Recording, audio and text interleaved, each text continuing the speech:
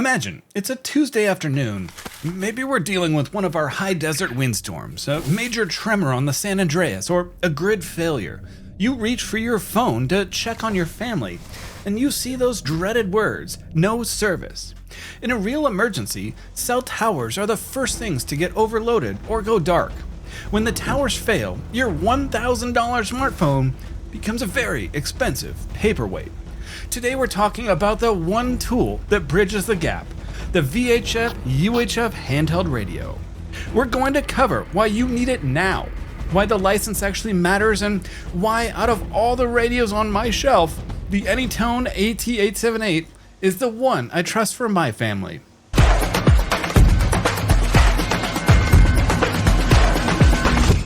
A lot of people think, I'll just buy a radio, throw it in a Faraday bag, and pull it out when the world ends. Let me be blunt. That is a recipe for failure. Radio isn't like a flashlight where you just click a button. It's a skill. Having a radio now allows you to do a few things. It allows you to map your comms plan. For example, do you know which repeaters are in the area or in the county and which ones are on a battery backup? Number 2, lets you to test your terrain. Our terrain out here is kind of tricky sometimes. Frequencies behave differently in the hills than they do in the flatlands, and you need to know today if you can hit your house from the grocery store with your handheld radio. And number 3, the community. In an emergency, you want to hear that neighborhood watch of the airwaves. Ham operators are usually the first to have eyes on the ground. Let's address the elephant in the room. People always say, Scott, in a life or death emergency, the FCC isn't going to kick down my door for talking without a license. And technically you're right. FCC Part 97.403 states that in immediate danger to life or property, you can use any means at your disposal.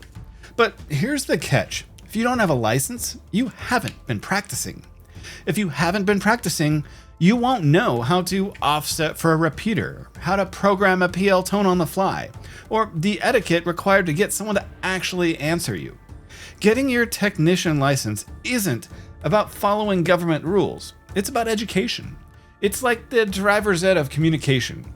It gives you the legal right to get on the air today, talk to people, join nets, and make sure your equipment actually works before your life depends on it. When you start looking at radios, you'll see a massive range. You'll see the burner, what you'd call it, a Baofeng UV5R that everyone has. We've all seen them for around $25 or so at the lowest.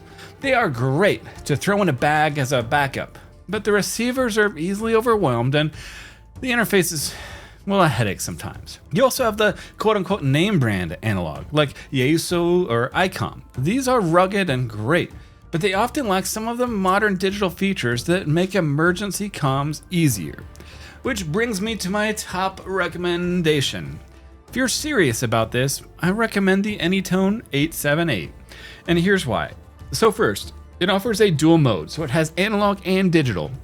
So it does standard FM, or what most people use, and then something called DMR, or digital mobile radio. So DMR allows for crystal clear audio and the ability to talk globally over the internet when the grid is up, or locally with better battery efficiency when it's down. Think of DMR as when you talk on your radio over a DMR net, it talks to a repeater which is connected to the internet, and that's how everyone talks to each other. So also something to think about is battery life. This thing is a tank. This battery lasts significantly longer than the entry-level handhelds. And then finally, the one big thing I love about this is GPS and something called APRS. So this thing is huge for prepping. The 878 has built-in GPS and can send something called APRS beacons, which stand for Automatic Packet or Position Reporting System.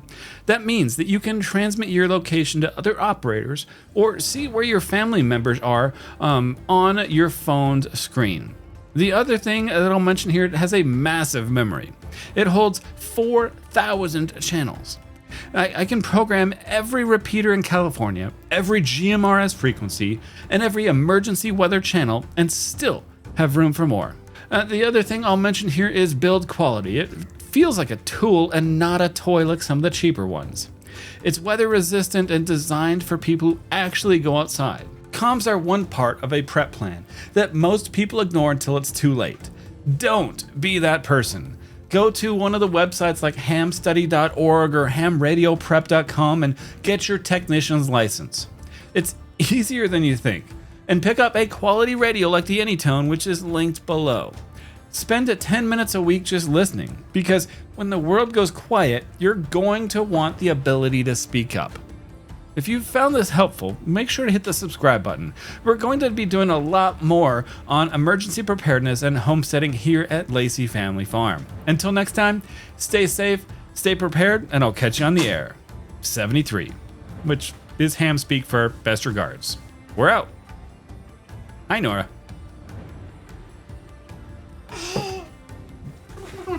Look, say hi. You wave?